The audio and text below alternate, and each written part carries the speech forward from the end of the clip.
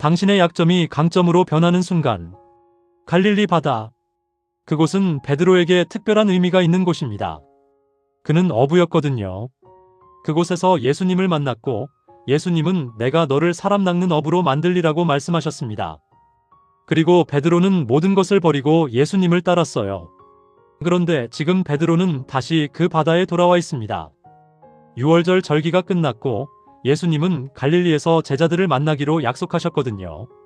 베드로와 7명의 제자들이 함께입니다. 그들은 초라한 어부의 옷을 입고 있어요. 세상의 재물로는 가난했지만 진리의 지식과 예수님으로부터 받은 가르침으로는 부유했습니다. 3년을 예수님과 함께 보냈거든요. 그들은 이제 세상 어디든 내보낼 수 있을 정도의 교사들이 되었어요. 그런데 문제가 하나 있었습니다. 베드로는 예수님을 부인했습니다. 아무도 예수님을 도와주지 않을 때 베드로도 함께 있지 않았어요. 아니, 더 심각했습니다. 베드로는 공개적으로 3번이나 예수님을 모르고 있다고 말했거든요. 여인의 질문에도, 다른 사람의 질문에도, 심지어 무관한 노예에게도요. 그리고 그 일은 베드로의 마음 깊은 곳에 깊은 상처로 남았습니다. 그 밤 베드로는 다른 제자들에게 제의합니다. 바다에 나아가 고기를 잡자. 그들은 동의합니다. 왜일까요? 음식과 의복이 필요했거든요. 하루 저녁 잘 잡으면 그들의 필요를 채울 수 있었어요. 그래서 그들은 배를 타고 나아갑니다. 하지만 아무것도 잡지 못합니다.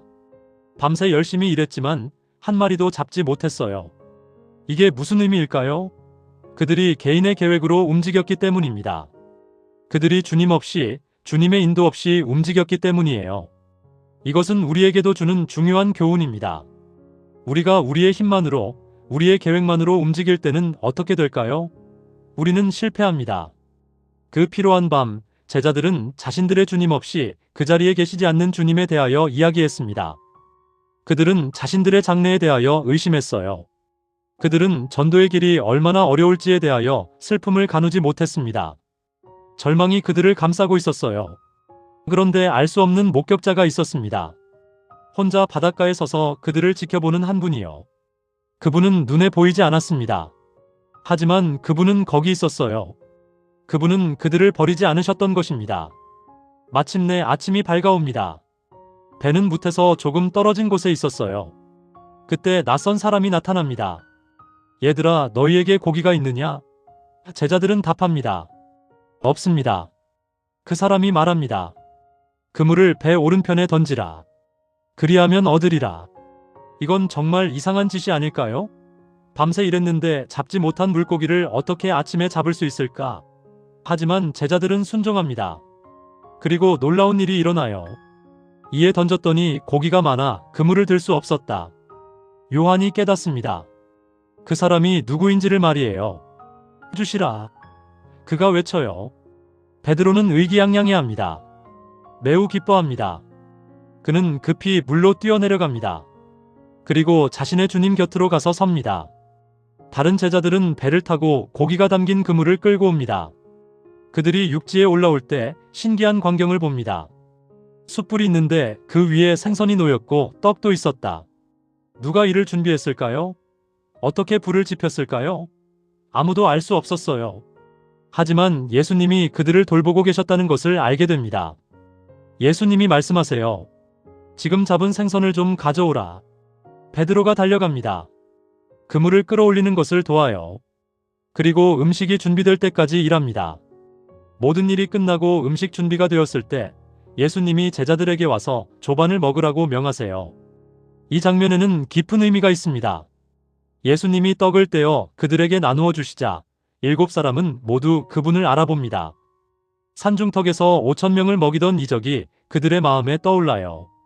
그들은 신비스러운 두려움에 쌓여 말없이 부활하신 구주를 바라볼 뿐입니다. 이건 우연일까요? 아니요. 예수님이 일부러 이 이적을 반복하신 거예요. 왜일까요? 그것은 제자들에게 중요한 메시지를 전하기 위함이었습니다.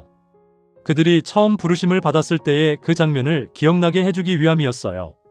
예수님은 지금 제자들에게 깨닫게 하고 싶으신 겁니다. 내 죽음이 너희가 맡겨진 일을 수행할 의무를 감소시키지 않는다는 것을, 너희가 더 이상 나와 개인적인 교제를 할 수 없게 되고 너희가 전에 가졌던 직업으로 생계를 유지하는 방법을 잃게 되더라도 부활하신 나는 여전히 너희를 돌볼 것이라는 것을 말이에요. 그리고 매우 중요한 메시지가 있습니다. 그물을 배 오른편에 던지라는 명령. 그 오른편이 어디에 있을까요? 그곳은 예수님이 서 계신 곳입니다. 그곳은 믿음의 편입니다. 예수님은 지금 제자들에게 말씀하고 있는 거예요.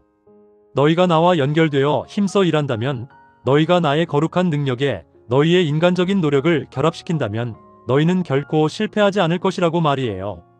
하지만 예수님이 가장 특별히 다루고 싶으신 사람이 있습니다. 바로 베드로입니다. 왜일까요? 왜냐하면 베드로가 공개적으로 주님을 부인했기 때문이에요. 그리고 이제 그 부인을 공개적으로 회복해야 했거든요. 예수님이 베드로에게 물으세요. 요한의 아들 시몬아, 네가 이 사람들보다 나를 더 사랑하느냐? 이 질문은 일반적인 질문이 아닙니다. 예수님은 베드로의 3번의 부인에 대응하여 3번의 질문을 던지세요. 그리고 그 질문들을 통해 베드로로부터 3번의 고백을 끌어내십니다. 베드로는 이제 대답합니다. 주여, 그러하외다. 내가 주를 사랑하는 줄 주께서 아시나이다. 이 대답에는 처음 고백과는 다른 무언가가 있습니다. 이제 베드로는 자신의 사랑이 형제들의 사랑보다 더 크다는 열렬한 보증을 하지 않습니다. 대신 그는 아주 단순하고 겸손하게 말합니다. 주께서 아시나이다. 이것이 얼마나 중요한 변화일까요? 베드로가 자기 자신에 대해 더욱 진실된 평가를 하고 있다는 것을요. 그가 계산해낸 것입니다. 자신의 연약함을, 자신의 능력의 한계를. 그래서 이제 그는 주님께 모든 판단을 맡기는 거예요. 그리고 예수님이 말씀하세요. 내 양을 먹이라. 이 명령이 3번 반복됩니다. 3번의 부인에 대해 3번의 회복이 주어진 거예요. 이건 얼마나 아름다운 회복일까요? 그런데 이게 전부가 아닙니다. 예수님은 베드로와 단둘이 걸으십니다. 그리고 베드로에게 자신의 장래를 보여주세요. 이건 얼마나 어려운 말씀일까요? 젊어서는 네가 스스로 띠뛰고 원하는 곳으로 다녔거니와 늙어서는 내 팔을 벌리리니 남이 내게 띠띠우고 원치 아니하는 곳으로 데려가리라.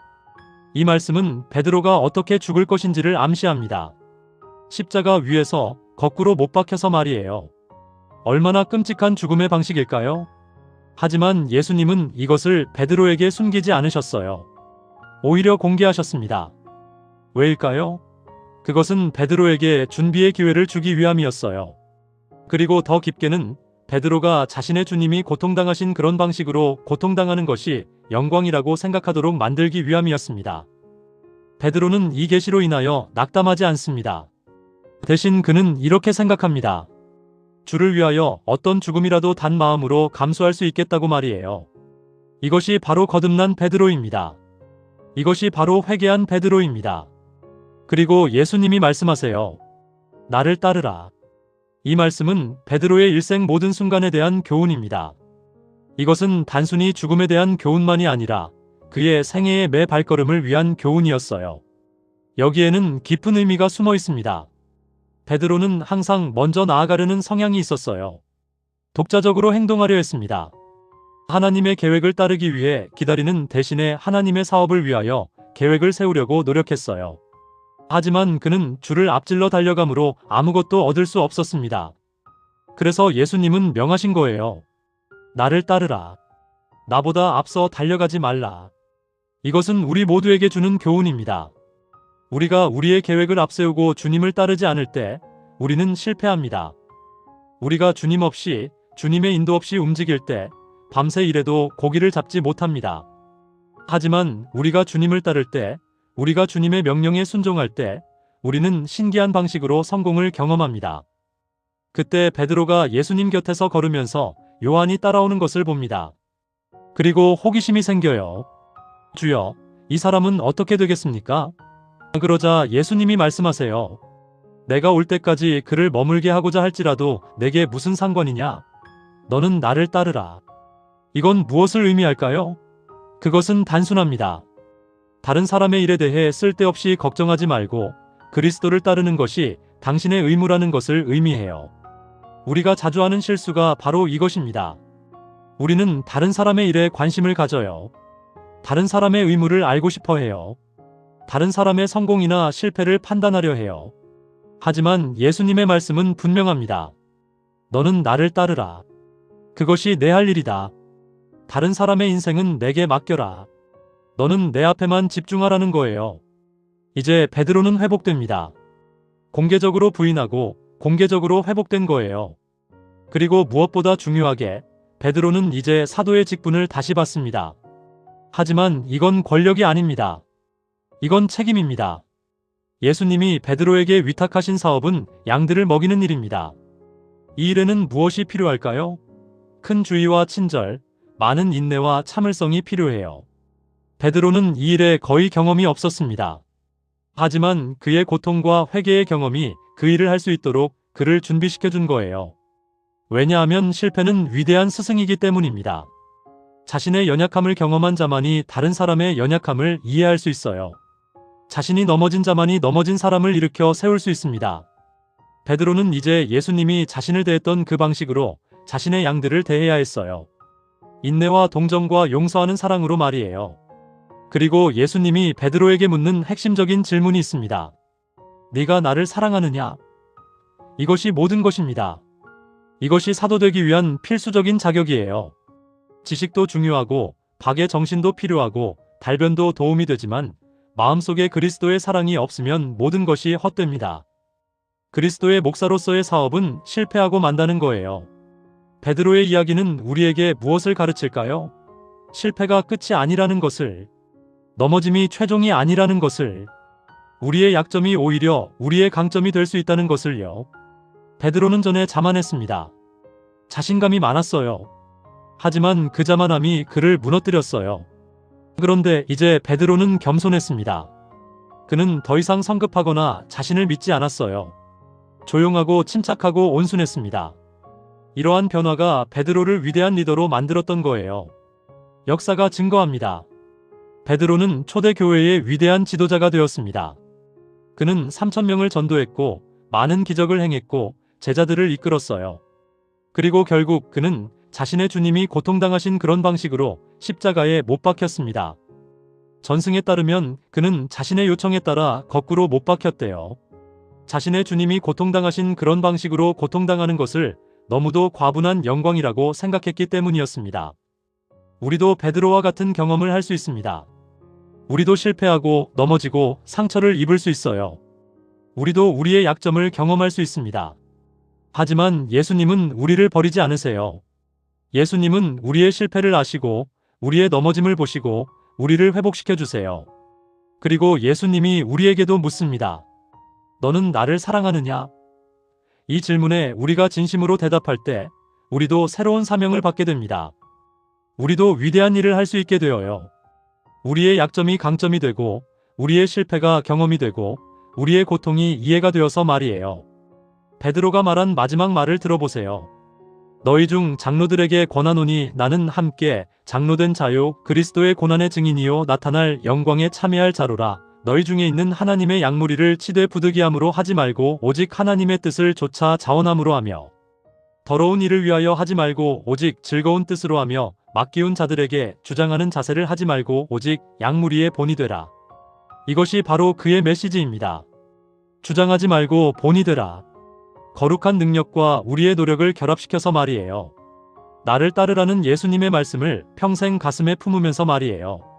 오늘 우리 중에도 베드로와 같은 사람들이 있을 거예요. 우리도 부인했을지도 모릅니다. 우리도 실패했을지도 몰라요. 우리도 우리의 약점을 경험했을 수도 있습니다. 하지만 여기 기억해야 할 것이 있습니다. 예수님은 당신을 버리지 않으셨습니다. 예수님은 당신이 다시 일어나기를 원하세요. 예수님은 당신의 고백을 원하세요. 나의 주시며 나의 하나님이시니이다라는 고백과 내가 주를 사랑합니다라는 사랑의 고백 말이에요. 당신의 실패가 끝이 아닙니다. 당신의 넘어짐이 최종이 아닙니다. 당신의 약점이 약점이 아닙니다. 그것은 당신이 겸손해질 기회입니다. 당신이 성장할 기회입니다.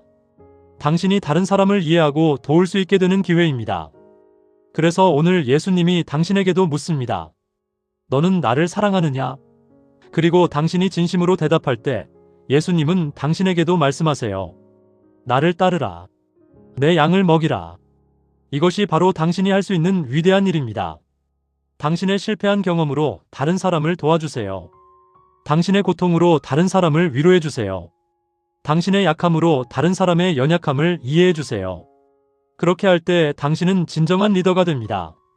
당신의 약점이 강점으로 변하는 순간, 당신의 실패가 성공으로 변하는 순간, 당신은 비로소 예수님이 원하신 그런 사람이 되는 거예요.